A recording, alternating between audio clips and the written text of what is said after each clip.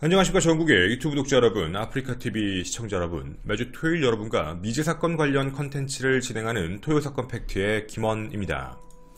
오늘 여러분과 함께 추론해볼 미제 사건은 용의자를 체포하지 못하여 10년째 장기 미제 사건으로 분류되어 있는 내용입니다. 그런데 오늘 이 내용은 여러분들의 힘도 필요합니다. 그리고 저도 전문가분들의 도움을 받았습니다. 얘기하고 싶은 게 두 가지입니다. 하나는 뭐냐면 이 사건의 범인을 여러분이 추론해 주시고 여러분이 기억해 주셔서 장기 미제 사건이 꼭 해결됐으면 이라는 생각이 하나, 둘은 뭐냐면 모든 미제 사건의 범인들에게 얘기하고 싶습니다. 당신들은 완전 범죄를 저질렀다고 생각하지만 생각보다, 그리고 저처럼 이런 방송에서조차 얘기할 수 있는 여러 가지 힌트들이 생각보다 많다는 겁니다. 못 잡는 게 아닙니다. 아직 안 잡힌 것 뿐입니다. 시간은 지나 점점점 과학기술은 발전할 거고 대다수의 많은 형사분들은 초동수사도 되게 디테일하게 하셨고 증거자료도 거의 갖고 계십니다. 그 덫에 당신들이 걸리기만을 바라고 있습니다. 본 사건은 전북 주요 장기미제 살인사건의 2009년 사건으로 배치되어 있습니다. 여러분의 많은 제보, 관심도 부탁드립니다. 오늘 그래서 여러분과 키워드별로 얘기를 좀 해보고자 합니다. 시신 발견에서 찾아볼 수 있는 첫 번째 키워드, 그리고 두 번째 피해자와 관련된 것, 그리고 용의자와 관련된 것, 그리고 그 이외의 가능성들, 이 모든 것들을 심리적인 관점, 지리적인 관점의 프로파일링을 통해 여러분과 다양한 생각을 함께 해보고자 합니다. 이 사건에 대한 내용을 아시거나 그때 당시에 내 친척이 여기 살았어 라는 저희 시청자, 구독자분이 계신다면, 그리고 그 내용을 기억하시고 제보가 될 만한 게 있다면 저희가 아니라 전북경찰청에 꼭 연락을 해주셨으면 좋겠습니다. 첫 번째, 시신의 발견부터 함께 출발해 보도록 하겠습니다. 지금으로부터 5년 전이었습니다. 2014년 7월 16일 금요일입니다. 다음 날이 제헌절이었는데 그날을 앞두고 많은 사람들은 각자 자신의 일터에서 묵묵히 최선을 다해 일을 하고 있었습니다. 그리고 오늘 이 현장지도 마찬가지였습니다. 현장지 함께 보시면서 이야기 나눠보도록 하겠습니다. 자, 바로 공사 현장지 위치에 대한 이야기로 여러분과 이 현장을 잡아서 한번 가보고 싶습니다. 여러분이 지금 보시면 왼쪽에는 산이 아마 보이실 겁니다. 뭐 동죽산, 두승산 이런 게 보이실 거고, 아래로는 강이 하나, 천이 하나 흐르고 있지요. 바로 이곳입니다. 이곳에서 공사를 하고 있었습니다. 현장지 함께 가보겠습니다. 거대한 농지입니다. 농지다 보니 오랫동안 쓰지 않아서 되게 많이 나는 악취가 나고 있는 정화조가 있었습니다. 그 정화조 공사를 하고 있었던 게 바로 그날이었죠. 한창 그 폐정화조 공사를 함께 하고 있던 상황이었는데 무언가 이상한 게 인부 눈에 보였던 겁니다. 뭐지? 자세하게 들어봤더니 뼈인가? 좀 더 자세히 봤는데 동물의 뼈라고 생각할 수 없었던 이유가 있었습니다. 하얀 백골의 뼈였는데 옷을 입고 있었습니다. 즉 사람의 옷을 입은 형태 안에 백골의 시신이었던 거죠.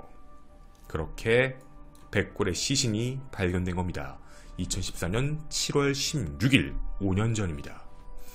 그렇게 경찰에 신고를 했고 폴리스라인이 쳐진 뒤 시신을 수습해 조사한 결과인데요. 아주 끔찍한 결과가 나옵니다. 사인은 원인 불명. 하지만 시신 자체에는 굉장히 많은 흔적들이 남아 있었습니다. 좌우 갈비뼈인데요. 10곳에 가까운 자창, 즉 날카로운 물체를 가지고 찔린 흔적이 확인이 됩니다.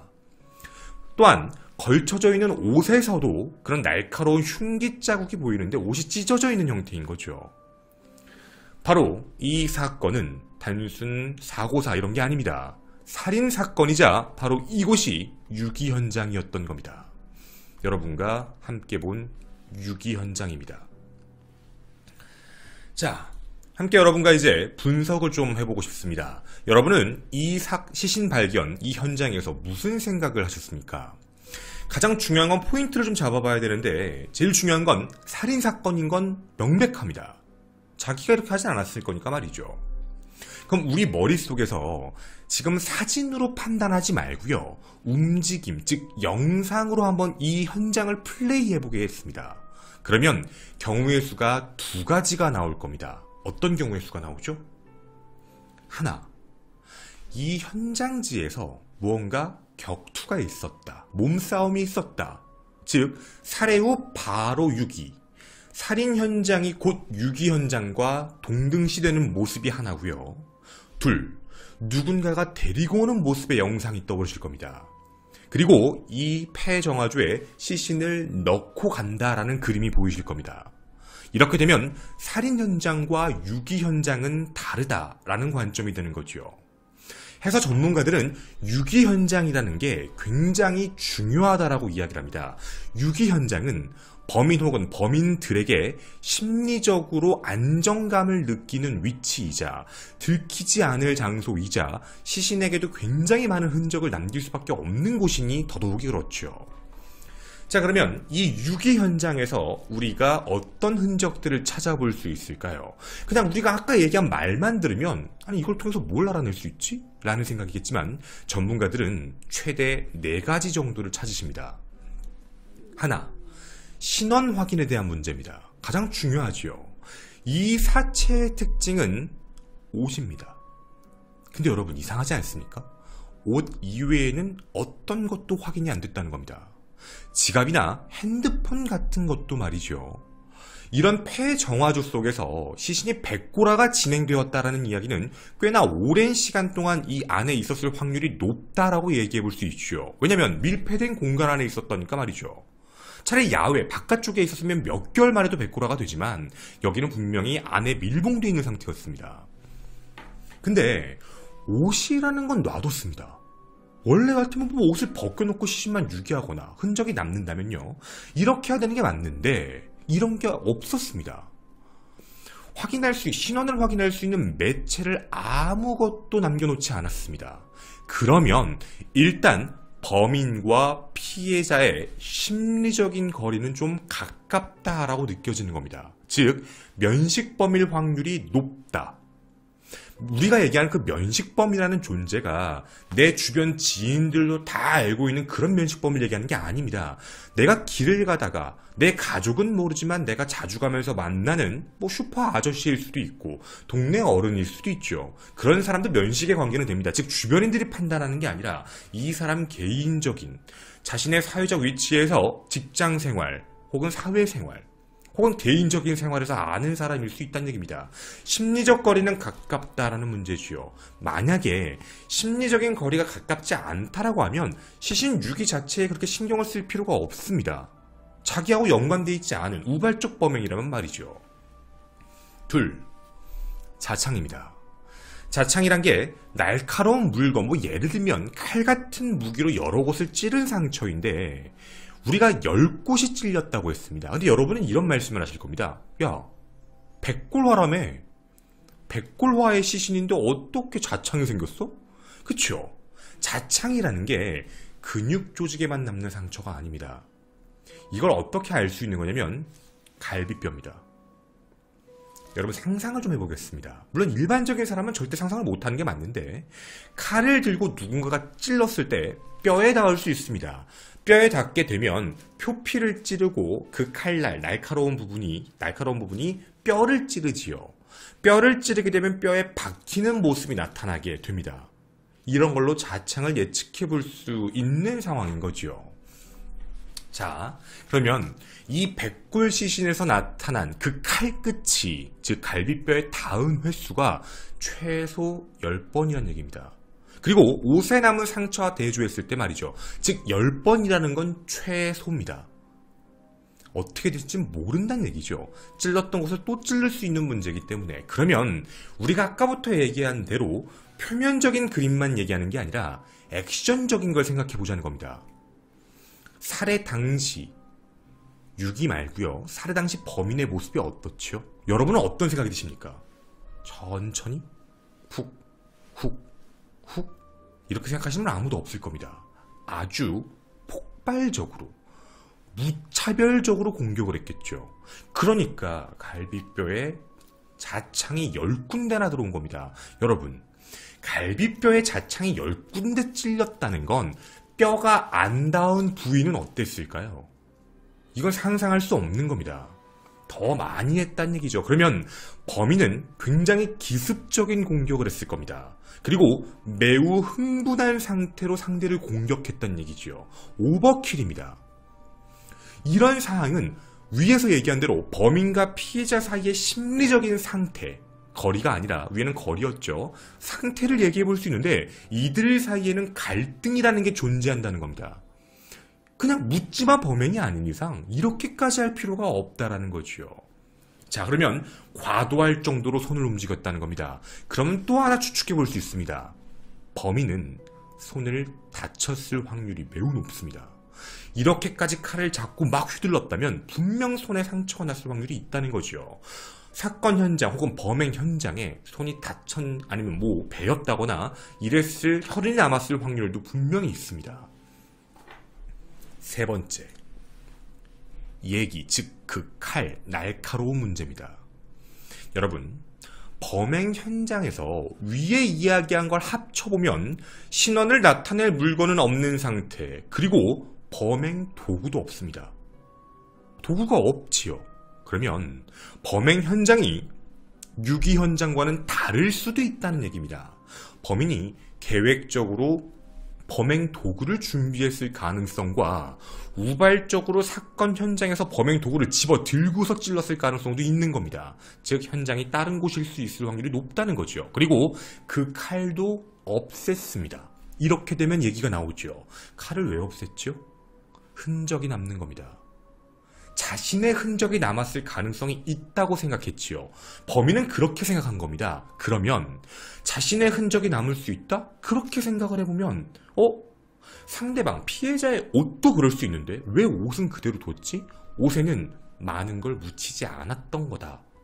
단 피해자의 신원이 확인되면 안 되니 피해자의 물품과 칼은 따로 없앴다. 이렇게밖에 보여지지 않지요. 그래서 더더욱 합쳐보면 면식범이라는 느낌이 매우 강합니다. 물론 무조건이라는 게 아니라 면식범과 비면식범을 뒀을 때 아는 사이일 확률이 높다는 얘기입니다. 제 머리에서 나오는 얘기가 아니라 전문가분들의 분석은 이렇게 들어갑니다. 빙산의 일각입니다. 네 번째, 이제 또 하나 남았습니다. 바로 지리적인 관점입니다. 여러분, 이걸 다시 한번 봐주십시오. 이런 생각이 들지 않으십니까? 여러분, 여기 어떻게 알죠? 여기 모르는 사람한테 올 수 있을 장소일까? 한번 바꿔보겠습니다. 자, 이 길입니다. 밑에 천이 흐르고요. 왼쪽에는 산이 존재합니다. 아주 높은 산들이지요. 산과 천이 존재하는 공간, 그리고 고속도로도 바로 밑에 있습니다. 좀 더 정확히 이곳의 폐정화조를 어떻게 알았을까라는 의문점이 드는 겁니다. 위치적인 걸 봐도 상황적인 걸 봐도 그리고 이 장소를 굳이 찾아서 들어왔다는 것도 신기하다는 거지요. 만약에 이곳에 지리감이 없는 사람이 이런 범행을 저지르고 시신을 유기해야 되겠다라고 마음을 먹는다면 이쪽이 훨씬 확률이 큽니다. 옆에 있는 바작산 156m 낮은가요? 조금 더 가면 동죽산 223m 차로 갈 수도 있습니다. 좀 더 빠지면 이쪽 두승산 해발 445m입니다. 차로도 접근이 가능합니다. 보시는 바와 같이 말이죠. 여러분의 로드뷰로 보여드려도 이곳보다는 이곳으로 들어가면 충분히 더 안정적으로 산에다 시신을 유기할 수도 있습니다. 즉, 범인은 이곳을 알고 갔을 확률이 매우 높다입니다. 그러면 이동수단도 존재합니다. 이것도 부정하진 않으시죠? 여기를 어떻게 들어오겠습니까? 걸어 들어오지는 않겠죠. 그러면 이동수단이 존재하며 이 근처에 살고 있거나 이쪽의 지리감을 정말 잘 알고 있을 확률, 그리고 피해자와 면식일 확률, 이 모든 것들이 잡히게 됩니다. 이렇게 전문가분들은 시신이 5년 만에 발견됐는데 이 안에서 범인의 모습을 그려낸 것, 우리에게 노출된 이런 포인트만 가지고도 얘기할 수 있는 게 범인의 모습은 몇 명일진 알 수 없다. 항상 중요한 얘기죠. 단독범이 아닐 수도 있으니 몇 명인지 알 수는 없지만 이동수단이 존재하며 지리에 밟고 피해자 면식관계로서 감정의 선 자체가 좋지 않은 상황으로 분노 폭발형 범죄를 저질렀다. 이게 범인입니다. 이럴 확률이 매우 높다. 그 하나의 힌트를 놓고 하는 이야기입니다. 자, 그러면 우리는 5년 만에 발견된 시신에 대한 이야기지요. 그러면요, 우리는 신원 확인을 다시 한번 해보겠습니다. 피해자의 신원이 확인이 됩니다. 시간이 지나 백골화가 되어서 지문이 존재하지 않다 하더라도 남는 게 있습니다. 바로 DNA. 범인이 참 어떻게 보면 어설펐죠. 옷을 그대로 두었기 때문에 옷에 묻어있는 혈흔을 통해 DNA를 찾게 됩니다. 경찰청에서 실종자 DNA 데이터베이스를 분석해본 결과 한 남성이 나타났는데 5년 3개월 전 실종된 37세 이 씨였습니다. 자, 이제 피해자의 신원은 확인됐습니다. 그는 5년 3개월 전에 어쩌다가 이런 일이 생겼을까요? 그는 어떻게 사라졌을까요? 먼저 사라진 이 씨에 대한 설명을 좀 드려보고자 합니다. 그는 전라북도 정읍에서 사채업을 하고 있었습니다. 근데 이 사채업이 여러분이 아는 큰 규모로 움직인 건 아니고 이곳이 화물 물류센터가 좀 있다 보니 그리고 좀 동네가 뭔가 논밭을 꾸리는 사람도 많다 보니 도박을 하는 사람들이 좀 있었습니다. 그 도박하는 사람에게 돈을 빌려주는 일종의 전주라고 부르죠. 전주라고 부르기도 하고 그런 일을 하고 있었습니다. 아니 그 일에서 어떻게 먹고 살지라고 할진 모르겠지만 그의 친형이 정읍시 공평동에서 D화물, 정확히 화물 이름은 얘기하지 않겠습니다. 그 화물센터 굉장히 큽니다. 그 화물센터의 대표입니다. 그리고 이곳 자체가 이삿짐 센터에 관련된 일들, 물류의 일들을 주되게 하고 있었기 때문에 그 화물 안에 화물 기사들도 많고 그들 안에서 도박을 하고 그래서 그곳에 가끔 들려 동생, 피해자인 이 씨는 전주 역할을 하고 있었던 겁니다. 상황 설명이었지요. 자, 그럼 이렇게 말씀을 드려놓고 나서 그때 실종이 어떻게 된 건지를 말씀을 드려보겠습니다. 5년 3개월 전인 2009년 4월 21일입니다. 화요일이었는데요. 이 씨의 부인과 그리고 친형, 화물 대표죠. 부인과 친형 대표는 사라진 이 씨를 찾으러 다니게 됩니다. 왜냐면 전날이었던 4월 20일 월요일 점심을 먹고 출근을 했던 그가 핸드폰도 끄고 아예 집으로 돌아오질 않았습니다. 형 이 씨가 동생을 찾아야 된다는 생각에 먼저 경찰에 실종 신고를 한 뒤 혈흔 흔적을 찾아봤지요. 혹시 흔적이 있을 거다. 사무실에 가봤는데 형의 눈에 이상한 게 보입니다. 바로 피입니다. 지웠는데 지우지 못한 피들이 존재했지요. 피 자국들이 존재했습니다. 그리고 그 혈액을 분석해본 결과 이 씨의 혈액이 맞았습니다. 당시 경찰에 이런 사실을 알리고 출동한 경찰은 루미널 반응을 통해 어디에 혈액이 있었는지 전부 확인하게 됩니다. 그리고 이건 분명 강력 사건이다 라고 판단하죠. 단순 실종이 아니었습니다. 자, 이제 여러분에게 이렇게 설명을 드렸습니다. 그럼 여러분에게 한번 이런 말씀을 좀 드려보고 싶습니다. 피해자와 관련된 분석인데 첫 번째 내용과 좀 합쳐봐야겠습니다. 우리가 위에서 한 이야기죠. 합쳐주면 한 가지가 결정납니다. 살해 현장과 유기 현장 다릅니다. 이게 인정하시죠? 살해 현장은 D 물류센터 사무실입니다. 그리고 유기 현장이 있었습니다. 여러분 거기가 어딜까요? 여러분의 머리는 멀다고 느껴지십니까? 가깝다고 느껴지십니까? 위치는 바로 이곳이었습니다. 정확한 업체는 안 보여드리겠습니다. 이쪽에 있습니다. 뭔데? 그럴까요? 차를 타고 올라가면 여기가 발견지입니다. 차로 3km 떨어져 있습니다. 여기와 여기라고 보시면 됩니다. 자, 이 안에서 무언가 문제가 생겼습니다. 사무실에서. 화물 사무실이죠. 그럼 우리 좀 생각을 해볼까요? 사람이 좀 있을 겁니다. 이 사람 낮에는 잘 나갔는데 밤에 안 돌아왔습니다. 어디선가 사망했습니다. 그는 이 안에 있었을까요? 분명 혈액은 이 안에서 발견됐는데 밖에 사람들이 있었을 텐데 누군가가 살해하고 시신을 유기했다라고 한다면 다른 사람의 눈에 띌 확률이 매우 높습니다. 시신 유기 언제 할까요? 이제 어느 정도 유추는 되십니까? 시신 유기할 상황이 그렇게 좋은 상황이 아니었을 거라는 거 말이죠. 우리가 같이 생각을 해볼 수 있는 매체이기도 합니다. 보시는 바와 같이 이런 물류센터가 많거든요. 사람들이 굉장히 많습니다. 자, 그러면 우리가 이제 한번 생각을 좀 해보겠습니다.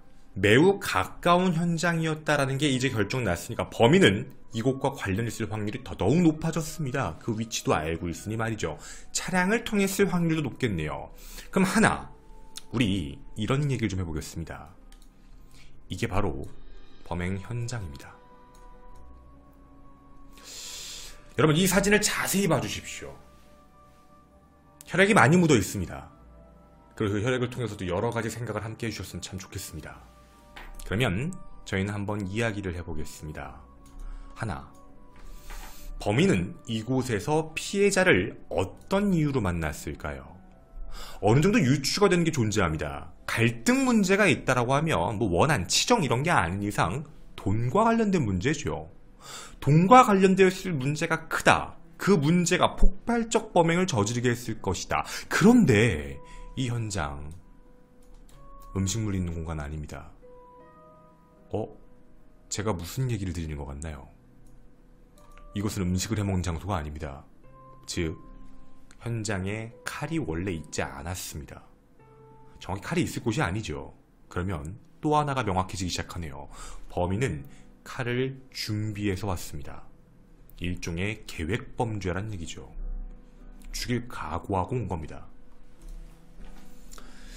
자, 두 번째, 혈흔에 대한 이야기입니다. 자, 여러분에게 편의상 혈액을 제가 섹션을 좀 나누어 보도록 하겠습니다. 이게 1층 구조인데요. 제가 섹션을 1구역, 2구역, 3구역으로 분리시켰습니다. 왜냐면 이 사무실이 위에 보시는 출입문을 갖고 들어오면 총 3구역을 함께 보게 됩니다. 나가는 건 뒤쪽이고 뒤쪽을 뭐 나가서 걸어 다닐 수 있는 공간은 아니고요. 아마 회사 사무실 같은 거 생각해 보시면 좋겠습니다. 자, 일단 1구역부터 말씀을 드려보겠습니다. 가장 좌측 1구역의 화장실이지요. 2구역은 내실이라고 해서 공간 대기룸, 뭐 거실 같은 공간, 사람들이 와서 잠깐 머무는 공간이라고 생각을 하겠습니다. 화물센터니까 말이죠. 그리고 세 번째 3구역은 누가 봐도 면접 장소, 사무실이죠. 그 위는 비품실일 거고요. 여러분, 이런 건 충분히 납득해 주실 수 있을 거라고 생각을 합니다. 이런 모습의 사무실인 겁니다. 자, 이제부터 혈액의 분포도를 함께 살펴보고 싶습니다. 분명 누군가의 흔적이 보입니다. 멀리 가지 않겠습니다. 1섹션. 수도꼭지에 있는 혈흔과 화장실 스위치에 있는 혈흔. 이거 피해자 걸까요? 피해자가 자신이 칼에 찔리고 엄청난 자창을 입은 상태에서 화장실에 가서 불을 켜고 그리고 그 안에서 손을 씻기 위해 혹은 혈액을 뭐 닦기 위해 수도꼭지를 틀었다. 여러분은 납득을 하시겠습니까? 절대 납득 못합니다. 피가 이씨의 혈액이라 하더라도 이건 이씨가 할 행동은 아닙니다. 범인의 행동이지요. 범인이 여기서 화장실에 들어왔다는 겁니다. 왜 들어왔죠? 우린 유추해 볼 수 있습니다. 혈액을 닦기 위해서겠죠.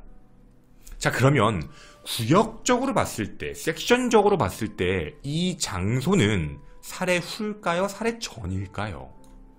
살해 후, 모든 게 끝난 후, 이곳을 나가기 전, 뭐 이렇게 보여질 겁니다. 그래서 닦고 나간 거겠지요. 이걸 우리가 부정할 수는 없습니다. 각 섹션마다 상황이라는 게 존재하니 말이죠. 이제 두 번째 섹션으로 가겠습니다. 내실, 거실 같은 이 공간 대기룸인데 가능성이 여러 가지가 있습니다. 왜냐면 출입문 손잡이에 혈액이 묻었습니다. 손을 씻었는데 이곳 문을 열고 나가서 또 묻었다? 라고 볼 수는 없지요. 나누어 얘기 좀 해보자면 두 구역일 것 같은데 씻었는데 씻고 나서 시신을 옮기다가 손에 또 묻었고 그래서 그게 또 묻었다라고 할 수도 있습니다. 그게 아니라면 손을 씻기 전에 한 행동입니다. 여러분 상상해 보실 수 있겠습니까? 손을 씻기 전에 출입문 손잡이를 왜 잡지요? 한 가지 경우입니다. 바깥에 나갈 수 있나? 사람들 있나? 누가 들었나? 확인이죠. 누가 있나? 어디로 가야 되지? 사람 있네? 닫고. 그래야 말이 되는 겁니다. 안 그러면 이 경우는 불가능한 얘기입니다. 둘 중에 하나입니다. 그리고 세 번째 섹션입니다. 사무실 같은 곳. 육안으로 보이는 장면에서 가장 혈액이 많이 분포되어 있는 장소, 그리고 비산으로 퍼지는 형태의 혈액이 많습니다. 이런 형태라는 건 아마 이 사무실이 공격흔일 겁니다. 자, 공격을 여기서 했고 그 다음이었던 거죠. 자, 그러면 우리는 어느 정도 동선에 대해서 생각을 해볼 수 있었습니다. 분명 혈액은 생각보다 많은 힌트를 남기기 때문에 중력 방향으로 떨어지는데 여러분들 피 흘려보셨죠? 자, 흔들면 그 흔들리는 방향대로 피가 흩뿌려집니다. 압력 차이지요. 예를 들어 동맥이 끊어지면 퐁퐁 나오는 형태가 있습니다. 가만히 있을 때 툭툭 떨어지는 형태처럼. 그런 모든 혈액에는 압력, 가만히 있을 때 위에서 아래로 떨어지면 동그랗게, 그리고 서 있을 때 위에서 흐르면 어느 방향으로 떨어지며 젖는 형태. 모든 혈액은 힌트를 남길 수밖에 없죠.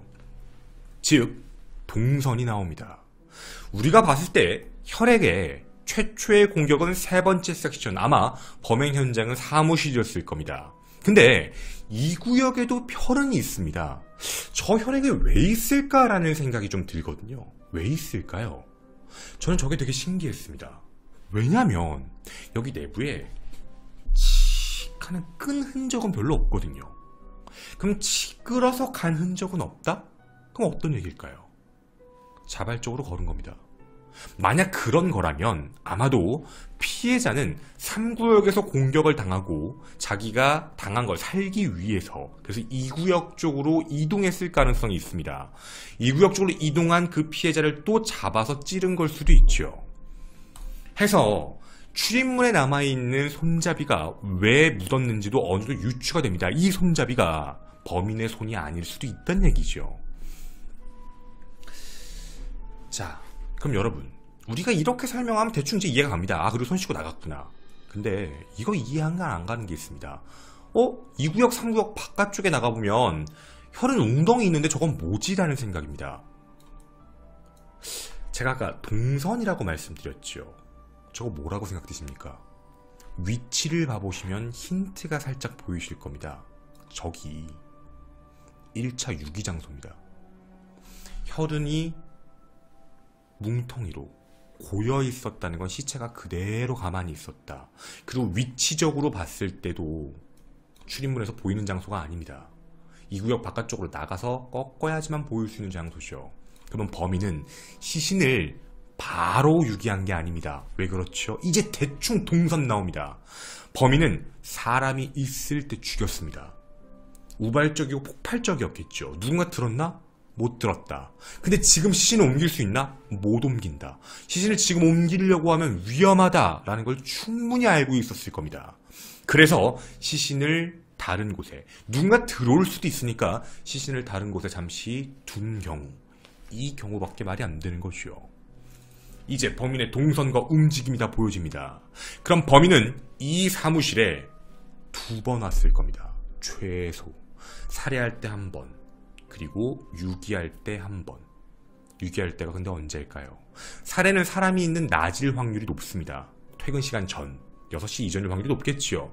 살인은 언제일까요? 시신 유기는 언제일까요? 아마 다시 이곳에 와서 사람이 없는 새벽 시간에 했겠죠. 또 하나가 나옵니다. 물류센터. 물류센터의 외부 차량이 그냥 들어오면 CCTV에 100% 찍힙니다. 누군지 바로 잡히죠. 근데 누구 차량은 안 들킬까요? 언제든 여기에 들어와 있어도 들키지 않는 차는 뭘까요? 물류차입니다. 이러면 범인의 색깔은 점점점 가까워지기 시작을 하네요. 사무실에 들어가도 되는 사람, 들어와서 만나도 되는 사람, 그리고 경계심 없이 사무실에 앉아있을 수 있는 사람, 그리고 사건 처리 능력이 매우 떨어지는 분노 폭발형 초범, 이게 범인인 겁니다. 자, 이제 우리는 범인의 색깔을 어느 정도 잡았습니다. 경찰은 용의자를 분석하기 시작합니다. 세 번째 용의자 분석입니다. 용의자를 지목하는데 바로 뭐냐면 정읍시 공평동, 방금 말씀드린 ED 화물센터, 여기서 기사일을 하고 있는 45세 성씨를 지목합니다. 분명 면식범과 관련 있고 이 씨와 트러블이 있는 사람이어야 되는데 모든 행적에서 이상한 점들이 확인됐기 때문입니다. 2009년 4월 20일 그날은 아까 말씀드렸던 피해자가 실종된 날입니다. 근데 그날 성씨는 가장 끔찍한 날이었습니다.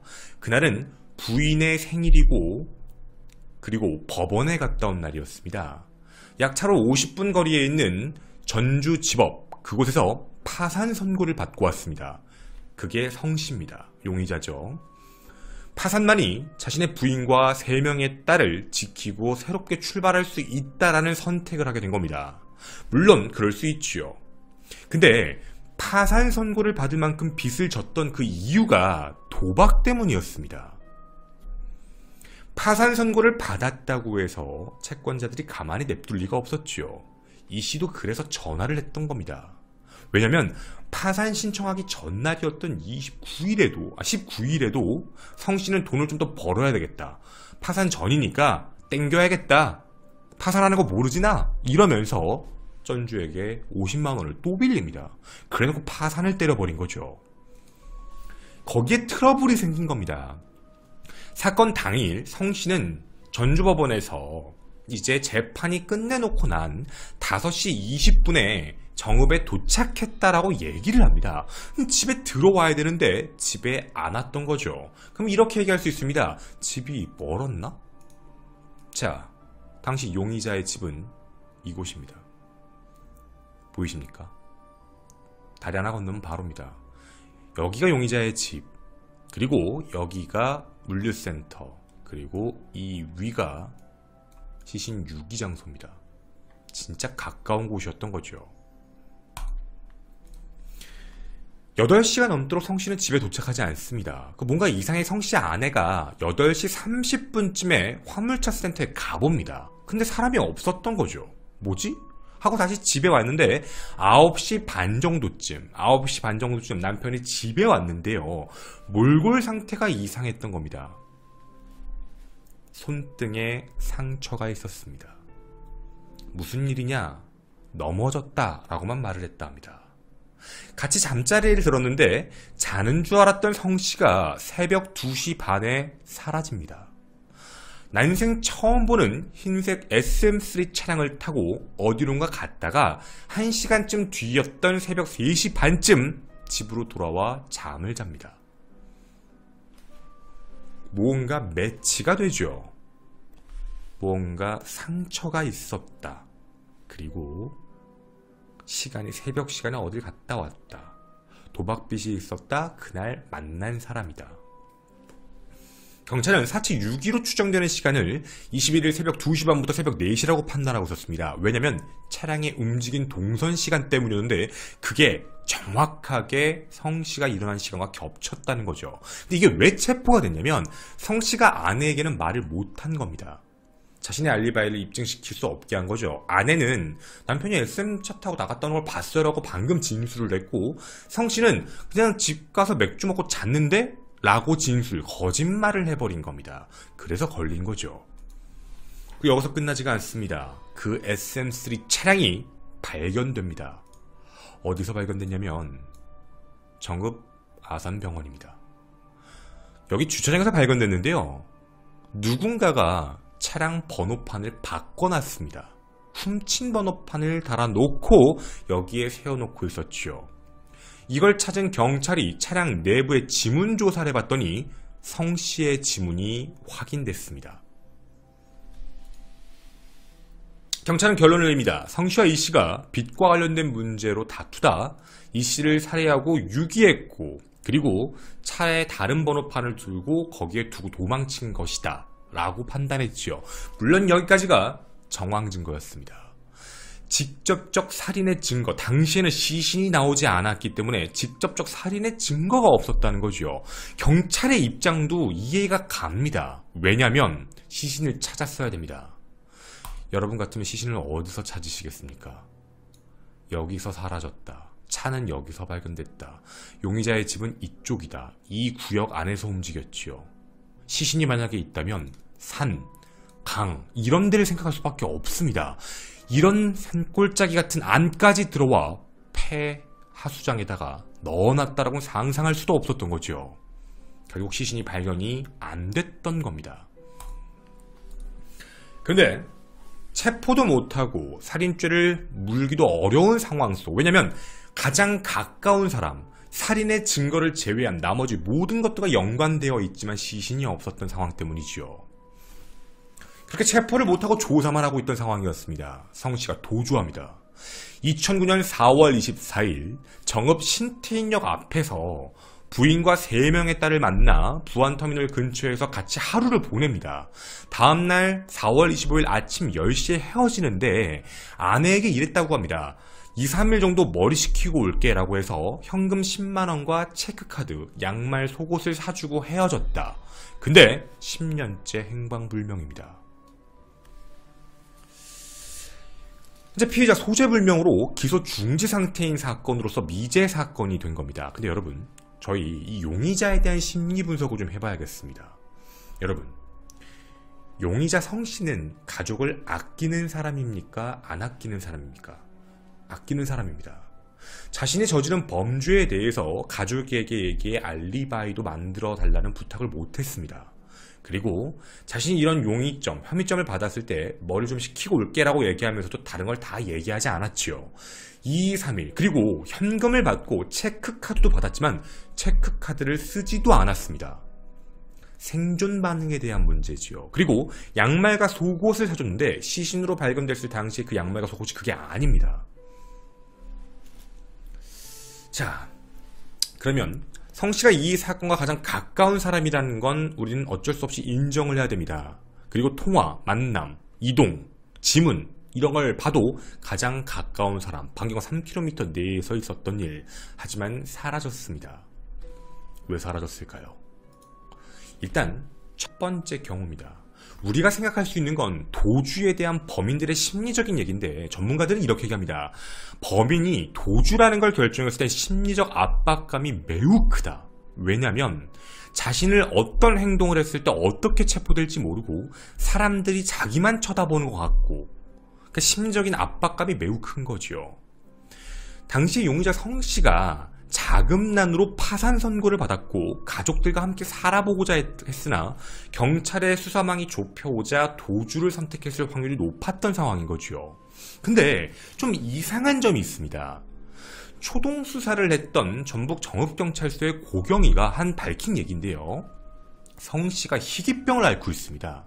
이름이 베체트병이라고 부르는데 이 베체트병이 뭐냐면 입 안 같은데 궤양이 있죠. 우리가 뭐 덧나고 상처 나는 것처럼 아픈 거. 이게 입 안, 혀안, 그리고 성기 부분에 나는 이상한 질병입니다. 약을 먹지 않으면 점점점 눈과 피부에 퍼지기 시작하고 결국 실명까지 가게 되는 만성궤양입니다. 그런데 건강보험관리공단에 따르면 베체트병으로 약을 탄 사람은 전국에 있었을 때 성씨가 없었습니다. 그럼 여러분이 이렇게 얘기하겠죠. 야, 성씨가 다른 사람 명의를 빌려서 약을 탈 수도 있잖아. 해서 베체트병으로 약을 탄 모든 사람의 신원조회를 다 했습니다. 그런데 성씨는 확인이 안 됐습니다. 그러면 성씨는 베체트병으로 약을 탄 적이 없습니다. 그러면 사망했을 겁니다. 혹은 사망에 가까울 만큼의 고통을 당할 겁니다. 생존 신호가 아예 없기 때문이죠. 그럼 우린 이런 생각을 합니다. 성씨가 자살을 했을 거다. 가족을 매우 아꼈고 심리적 압박감이 와서 2, 3일 정도만 머리 식히고 올게 라고 얘기를 하고 그렇게 극단적 선택을 했을 것이다 라는 이야기죠. 자, 근데 우리 이런 생각을 좀 해봐야겠습니다. 여러분, 물론 가능성이 높은 겁니다. 헌데 우리 이런 생각을 좀 해봅시다. 도주 전에도 가족을 만났고 이제는 가족과 연락을 아예 못하고 있지요. 가족을 그렇게 아끼는 사람인데 살아있다면 할 것 같은데 말입니다. 근데 50만 원입니다. 물론 50만 원이 적은 돈은 아닙니다. 하지만 이 돈으로 사람을 죽일 만큼의 분노가 정말 나왔을까? 좀 더 정확히 표현하자면 그 전에 돈을 얼마만큼 빌렸는지는 정확하게 나오지 않지만 이미 파산 신청을 하면서 내용이 들어간 부분인데 이걸 정말 사람을 죽일 분노가 되나? 어차피 파산 신청인데 그냥 끝났어. 나 파산이야. 나 돈 없어. 봐봐, 법적으로 난 이미 끝났어. 법적으로 파산 신청의 결과가 나온 사람이 왜 이렇게 극단적인 행동을 했을까라는 문제인 겁니다. 이 씨가 엄청 괴롭혔나? 뭐 그렇게 보기에도 애매한 상황이 있고요. 경찰 측은 이런 이야기를 합니다. 성 씨가 4년제 대학을 졸업했고 정읍에서 민간 방범대원으로서 3년간 근무를 했기 때문에 경찰의 움직임을 잘 알아 타인의 신분으로 도용해서 살아가고 있을 것이다. 국내에서 살아가거나 해외로 밀항했을 것이다. 근데 저는 이거에 대해 불만이 좀 있습니다. 왜냐면 만약에 다른 사람의 명의로 살았다 하더라도 약은 먹어야 됩니다. 이거 들키기 매우 쉬운 거거든요. 그리고 둘, 외국으로 밀항할 만큼 형편이 좋지 않은 사람입니다. 밀항 비용이 꽤 많이 들거든요. 그리고 그럴 능력도 중요한 것도 브로커를 만나는 게 쉽지가 않습니다. 그리고 하나 더, 민간 방범대원 3년을 근무했다고 해서 신민원을 뭔가 바꿀 수 있는 경찰의 생리를 잘한다? 그건 좀 위험한 발언입니다. 어렵지요. 그렇게 따지면 대한민국의 의경복무원 사람들이 경찰의 생리를 다 알고 있어서 신원 위조하는 법을 알고 있다. 뭐 이런 루트가 되는 건데 이건 좀 아닐 것 같다는 얘기입니다. 그러면 이 생각이 하나 들더라고요. 이거 뭔가 이상합니다. 뭐였냐면 피해자의 시신을 옮길 때 왜 끈 흔적이 별로 없을까? 끈 흔적. 그렇으면 혈액이 계속 묻어서 바깥쪽까지 묻을 텐데 들었다는 겁니다. 차에 실으려면 들어야지요. 이상한 게 좀 있습니다. 왜 그러냐면 그런 돈 가지고 파산 신청까지 받은 사람이 이런 극단적인 선택했다는 게 의문점 하나. 둘, 성씨 부인의 진술이 이런 얘기가 있었습니다. 만났을 때 괜찮아, 걱정하지 마. 나는 목격자일 뿐이야. 이 사람만 머리 식히고 올게. 목격자라고 얘기를 했습니다. 그러니까 살인을 하는 현장을 봤다라는 얘기인 것 같은데 목격자라고 얘기를 하면 살인한 사람이 누가 있다란 얘기가 됩니다. 근데 이 부분에 대해서도 유족들도 동일한 이야기를 합니다. 아니, 성 씨가 이 씨를 죽였다고? 왜 말이 안 되냐면 성 씨는 키도 작고 체구도 작은데 이 씨는 키도 180이 넘고 덩치도 80kg가 넘는 거구다. 그런데 혼자서 죽일 수 있을지는 모르겠지만 혼자서 시신을 움직였다라는 게 과연 가능할까? 차라리 이런 이야기. 살해 현장엔 같이 있었고 살인, 너 이거 네가 유기해. 너 우리랑 공범이야. 다른 사람들도 빚진 게 너무 많았기 때문에 이거 네가 유기시켜 라고 얘기해서 그걸 유기시킨 게 아닌가? 라는 이야기인 겁니다. 근데 그렇게 되면 또 한 가지 문제가 생기죠. 아니야, 그러면 그거 밝히면 되지. 그랬는데 그들이 죽인 게 아닌가라는 얘기인 겁니다. 그 성씨가 얘기한 목격자라고 얘기한 그 사람들 말이죠. 여러분은 어떠한 거라고 생각이 드십니까? 정말 여러분이 경찰이 주목한 성씨가 범인일까요? 아니면 성씨는 정말 목격자이자 피해자일까요? 여러분의 생각도 궁금합니다. 이 사건과 관련돼서 여러분에게 궁금한 건 이겁니다. 2009년 당시 4월쯤에 D 물류센터와 관련있는 도박, 그리고 거기 이 씨에게 빚을 진 사채빚, 일명 전주죠. 도박빚을 지고 있던 사람들 중 누군가에게 살인을 했다, 살인한 걸 유기를 시켰다, 살인한 유기를 시킨 걸 들은 적이 있다, 그런 이야기를 누군가에게 들었거나 알고 계신 분이 있다면 반드시 전북지방경찰청 미제사건 전담팀에 이 이야기를 제보 부탁드립니다. 여러분의 기억, 여러분의 생각이 이 사건의 범인을 잡을 수 있을 확률이 높아질 겁니다. 저는 토요사건 팩트의 김원이었습니다. 감사합니다.